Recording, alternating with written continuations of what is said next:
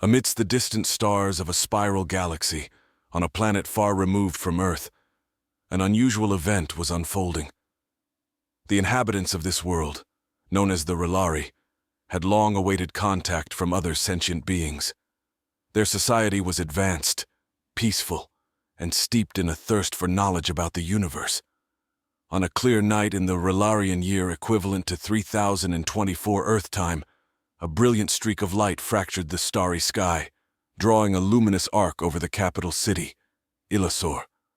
The people gazed upwards as the light slowed and descended toward the outskirts of the city, where the lush Relari forest met the urban sprawl. There, in a clearing surrounded by the towering, bioluminescent trees of the forest, a spacecraft, a sleek silver object unlike any Relari design, made its gentle descent. The Relari, humanoid but with skin that shimmered like the stars they so loved, gathered in multitudes. Their government, led by the insightful Premier Lyris, had prepared for this day with both excitement and caution. As the ship's doors hissed open, revealing its occupants, a hush fell over the crowd. From the ship emerged three figures, distinctly human in appearance. The leader, a woman with striking features and dark hair tied back in a functional bun, stepped forward. She was flanked by two men, one tall with a calm demeanor, and the other shorter, with an eager expression and a multitude of gadgets hanging from his belt. "My name is Captain Alara Trent, of the Earth vessel Pathfinder. We come in peace and hope for friendship and knowledge exchange," she announced, her voice amplified by a translator device. Premier Lyris, a tall figure with skin glistening blue in the twilight, approached with a warm smile. "Welcome to Relar, Captain Trent. We are honored by your visit and eager to learn from each other," she responded, her voice melodic and soothing. The crowd erupted in cheers, their bioluminescent features illuminating the night with pulses of light, an expression of their joy and excitement. The Earthlings looked around in awe, visibly moved by the warm reception. After the initial greetings, the visitors were escorted to a grand assembly hall in Illussor, where leaders, scholars, and citizens of Relar gathered to hear more about these travelers from Earth. Captain Trent and her team shared tales of their journey through space, the technology that propelled them across the cosmos, and their mission to establish connections with other civilizations. During the assembly, a curious young Relari named Celira caught the eye of the shorter Earthling, whose name tag read, Dr. Jonas Kemp. Celira's skin shimmered with a curious purple hue, signaling her fascination. Unlike her peers, she was not content with just listening. She wanted to interact, to ask questions, and to understand these beings on a deeper level. As the crowd dispersed, Celira approached Dr. Kemp with a mixture of caution and curiosity. "Dr. Kemp, may I inquire more about the interstellar technology you mentioned?" And, she hesitated, her bioluminescent colors shifting to a softer green, indicating her nervousness. "What do you mean by saying you'll be inside me?" Dr. Kemp blinked, taken aback by the phrasing, before understanding dawned on him. He chuckled softly, realizing the translator might have scrambled the meaning. "Oh, what I meant was that our knowledge and experiences would be shared with you, like becoming a part of each other's understanding, metaphorically speaking." Celira's color shifted back to purple, a sign of her relief and continued curiosity. "Ah, I see. I am eager to learn from you and share our knowledge as well." And so, under the stars of two very different worlds, a new chapter of interstellar friendship and understanding began. Little did they know the journey ahead would bring challenges and revelations that would test the bonds they were just starting to forge. As the initial excitement settled, Celira and Dr. Kemp organized a series of educational exchanges. In a specially designed learning center, equipped with advanced holographic technology, they began their collaborative work. Earth's scientific achievements were displayed alongside Relari's own unique advancements. The Relari had mastered bioengineering to an extent that was almost magical to human eyes, capable of integrating technology with organic life seamlessly. In one session, Dr. Kemp presented the fundamentals of human quantum computing, illustrating with a 3D model that depicted subatomic particles in motion. Celira, fascinated, countered with the Relari method of data storage in living trees, where information was encoded in the DNA of plants. turning the forest surrounding Illusaur into a living library. This method allows us to not only store but also preserve our history in a living, evolving form, Celira explained, guiding Dr. Kemp's hands to feel the textured bark of a holographic tree, where data pulsed beneath like the heartbeat of knowledge. Meanwhile, Captain Trent and Premier Lyris discussed potential diplomatic and cultural exchanges. Our people value learning above all, Lyris conveyed. Your journey here opens doors we have long hoped to unlock. Alara nodded, understanding the weight of their mission more profoundly. We hope to build not just a bridge between our worlds, but a new realm of possibilities for both our peoples. In another part of the city, the third member of the Earth team, engineer Marco Diaz, explored Rilari architectural marvels, where buildings were grown from the ground up. The structures were alive, self-repairing, and adapted to the environmental needs of their inhabitants. Marco, whose expertise was in sustainable habitat constructions, found this approach revolutionary. Your architecture is not just functional, it breathes, it lives. It's incredible, he marveled during a tour with Rilari architect Felix. Back at the Learning Center, Celira introduced Dr. Kemp to their concept of emotional intelligence education, a standard part of Rilari upbringing. We teach our young to read and resonate with the emotional wavelengths of all living things. It fosters empathy and understanding, crucial for our collective living. Intrigued, Dr. Kemp shared his insights on human psychological development, sparking a deep and thoughtful exchange on the potential benefits of integrating Rilari emotional teachings with human educational systems. As days turned into weeks, the Earth team and their Rilari hosts delved deeper into each other's sciences, arts, and philosophies. Mutual respect grew into genuine affection. But amidst this burgeoning alliance, a challenge loomed on the horizon. News arrived at Illusaur of a potential threat, an anomaly in space moving towards their solar system, detected by Rilari's deep space sensors. The news stirred a mixture of concern and action. Celira and Dr. Kemp were summoned to the observatory, a grand structure that pierced the skyline, its dome open to the cosmos.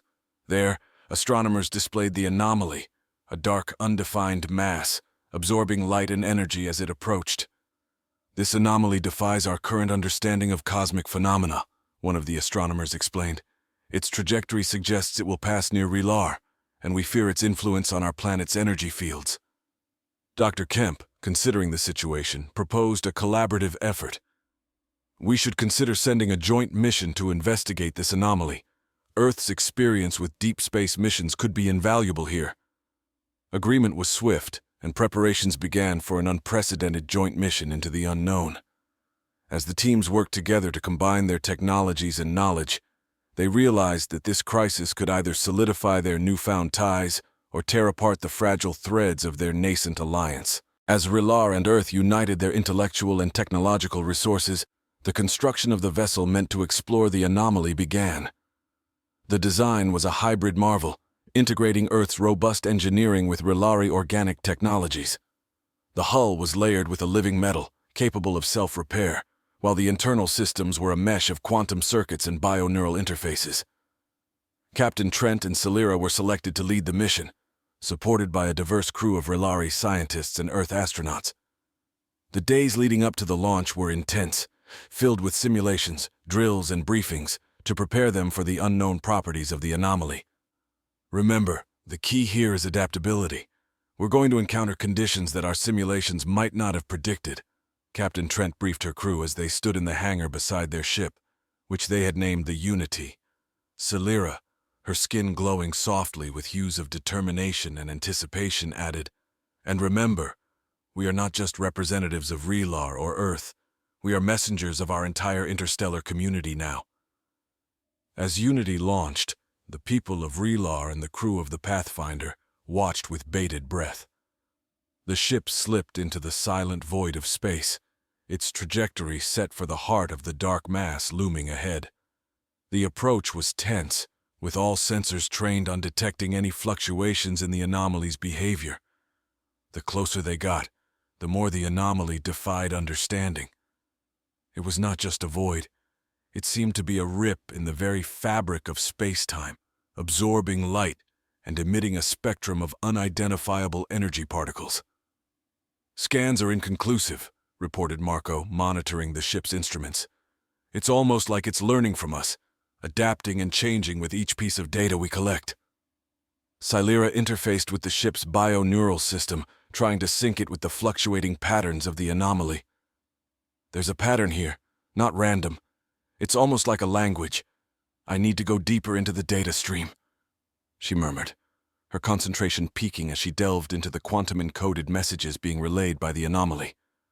Suddenly, the Unity shuddered, gripped by a force that defied their engine's attempts to stabilize. "We're being pulled in," one of the pilots called out. "All hands brace for impact," Captain Trent commanded, gripping her console as the ship spiraled towards the anomaly's core. But the expected collision never came. Instead, the Unity passed through the anomaly's boundary layer and into a realm that defied visual and sensory comprehension. They were in a space where the rules of physics seemed altered. Colors swirled around them, and distances seemed both infinite and confined. "We are in... but where is this?" Dr. Kemp wondered aloud, his voice tinged with both awe and fear as he looked out at the swirling vistas that surrounded them. Sci-Fi, still connected to the ship's systems, spoke slowly, her voice a whisper of wonder and discovery. "We're inside the anomaly, yes, but this is more than just a place. It's a convergence of multiple dimensions, a nexus of infinite possibilities." The crew of the Unity found themselves not just explorers, but also the first to interact with a phenomenon that might well be sentient, or at least operating at a level of cosmic function that mimicked sentience. "Let's start the dialogue," Captain Trent decided, rallying her crew. "Whatever this anomaly is, we're here to learn, to communicate, and to understand."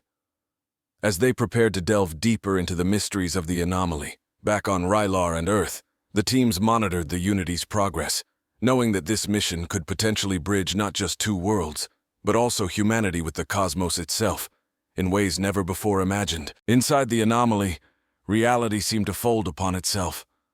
The crew of the Unity worked tirelessly, recording and analyzing the phenomena around them, while also trying to establish some form of communication with the anomaly, if such a thing was possible. Captain Trent and Sci-Fi coordinated their efforts, using a blend of human technology and Relari biotech to send out complex patterns of energy pulses, conceptual hellos in the language of physics and biology. The response was not immediate, but when it came, it was unlike anything they had ever encountered. The anomaly began to emit pulses of light and energy that resonated directly with the ship's core systems, causing the living metal to hum and the onboard plants to glow with an ethereal light. "It's responding to us," Sci-Fi said, her voice filled with a mix of excitement and reverence. "It's not just acknowledging our presence, it's trying to communicate." Dr. Kemp interfaced with the ship's AI, programming it to mimic the patterns being received. "We're establishing a pattern recognition protocol. Let's see if we can mirror these signals, build a bridge of understanding." As the exchange of signals continued, a stunning revelation unfolded. The anomaly was not just a tear in space or a passive cosmic structure. It was an entity, or a collection of entities, existing in a state beyond their usual understanding of life. These beings, or this consciousness, had evolved in the very fabric of space-time, perceiving the universe from a perspective completely alien to carbon-based life. The crew adjusted their strategy, shifting from passive observation to active engagement. They crafted more complex messages, incorporating elements of Relari and human culture, mathematics, and visuals into the pulses. The anomaly's responses grew more structured, almost playful. It began to manipulate the environment within itself, creating patterns that mirrored the crew's messages, but also introduced new elements, challenging the crew to expand their understanding. "Look at this sequence here," Marco pointed out during one of their analysis sessions. "It's using a base 12 mathematical system. It's teaching us its way of understanding numbers, maybe even time." The implications were profound. They were not just exploring or surviving, they were learning from a cosmic entity that had possibly existed since the dawn of the universe. This interaction, this shared dialogue, was reshaping their understanding of what it meant to be alive, to exist. Meanwhile, on Relar and Earth, The data being relayed back was causing a scientific revolution. Theories about dark matter, dark energy, and the fabric of space-time were being rewritten. Young students watched live feeds, inspired by the unfolding discovery that was being shared with the entire solar system. "We need to document everything," Celira insisted. "Not just the data, but how we feel, what we think. This is not just science. This is a new philosophy, a new way of seeing ourselves and the universe." The crew agreed, setting up a continuous feed of both technical data and personal logs. Their experiences, thoughts, and revelations were broadcast, making their mission a beacon of human and Relari potential, curiosity, and the unyielding desire to reach beyond known boundaries. As they prepared to go deeper into the anomaly, to perhaps meet these entities or their central consciousness, they understood that they were not just in a place of learning, but also of profound existential significance. They were about to step through a door that would change humanity and Relari forever, a door that opened to not just new knowledge but potentially a new way to exist in the cosmos. As the Unity ventured deeper into the heart of the anomaly, the environment transformed dramatically. The space around the ship seemed to pulse with life, vibrant streams of color and light flowing around and through the vessel as if it were part of a larger, living organism. Captain Trent stood at the helm, her eyes fixed on the view before her, where reality itself appeared malleable, reshaped by the thoughts and communications of the anomaly's inhabitants. "This is more than navigation, it's like a dance," she murmured, feeling the ship respond intuitively to her commands, as if it were attuned to her thoughts. Celira, working closely with Dr. Kemp, continued to decode the increasingly complex communications from the anomaly. "It's inviting us to understand its existence. Each message is a piece of a vast puzzle," she explained, her voice filled with awe. The anomaly had begun to share its history, revealing its perceptions of cosmic events, from the birth of stars to the formation of galaxies. The data was not just scientific, but deeply philosophical, challenging the crew's perceptions of time, space, and existence. "It perceives time not as linear, but as something holistic, simultaneous and cyclical," Dr. Kemp noted, his previous notions of physics expanding into new realms. Meanwhile, engineer Marco Diaz was busy adapting the ship's systems to better interface with the anomaly. The ship's bio-neural components were now not just receiving data, but also sending it back in a symbiotic exchange. "We're not just guests here. We're part of its ecosystem," Marco observed as he adjusted the energy outputs to resonate more harmoniously with the anomaly's frequencies. The anomaly responded to their adaptations with a display of what could only be described as joyous light. It created a space around the Unity that simulated environments from Earth and Rilar, showing its understanding and acceptance of their origins and cultures. "It knows us, truly knows us," Celira said softly, watching a holographic field of Rilar's glowing forests appear alongside a serene Earth-ocean landscape. "And it respects our homes as part of this universe." The crew organized a gathering in the main observation deck, inviting every member to share this experience. As they watched the simulated environments, they discussed what they had learned and speculated on the nature of the anomaly. "It might be what we'd call a superintelligence," mused Dr. Kemp. "Not in the way we think of AI, but an evolved cosmic consciousness, existing in dimensions we're only beginning to grasp." The discussion turned to the philosophical implications of their discoveries. If it's everywhere, in every time, then it might have witnessed the universe's history firsthand. It's not just an observer. It's a participant, Captain Trent added, her voice filled with wonder, as they prepared for the next phase of their mission, to establish a more permanent link with the anomaly. They knew they were on the brink of a transformational breakthrough. The Unity was equipped with a new module, designed by both human and Relari engineers, capable of sustaining a stable portal back to their homeworlds. This would allow continuous communication and travel between the anomaly and their civilizations. The anticipation was palpable as they activated the module. A brilliant column of light enveloped the Unity, connecting it directly to Rylar and Earth. The link was successful. A stable, traversable bridge now existed between the dimensions.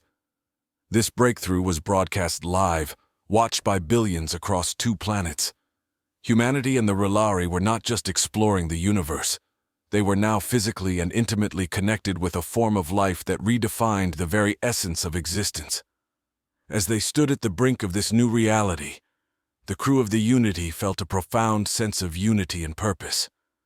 They were no longer just explorers, but pioneers of a new era in cosmic understanding and interaction, ready to delve deeper into the shared existence and infinite possibilities that lay within the heart of the Nexus. In the synthesized space created by the anomaly and the Unity, the interface between the 2 civilizations and this higher cosmic intelligence deepened.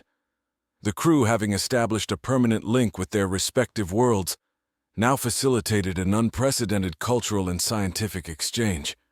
Captain Trent and Celira coordinated efforts to formalize the dialogue with the anomaly, now affectionately termed the Nexus, recognizing its role as a central point connecting different realities and dimensions.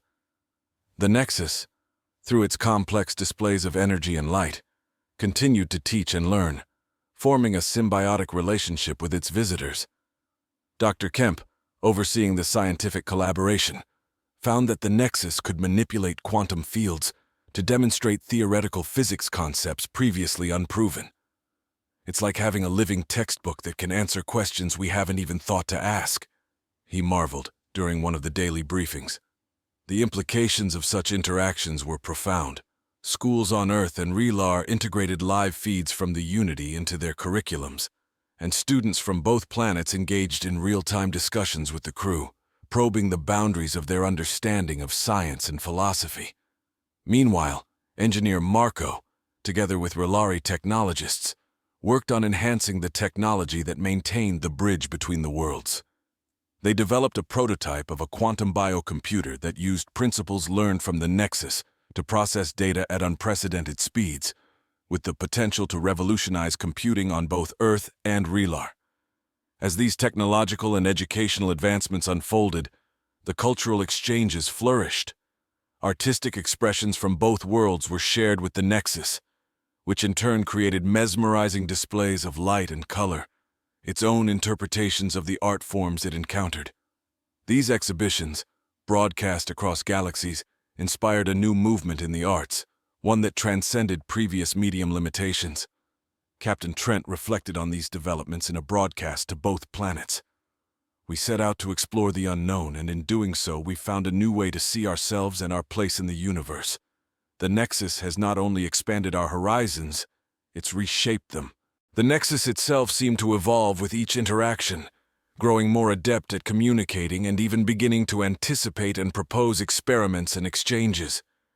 It became apparent that the Nexus was experiencing its own form of growth and learning, influenced by the humans and Relari. As the mission neared its anniversary, a grand event was planned on both Earth and Relar.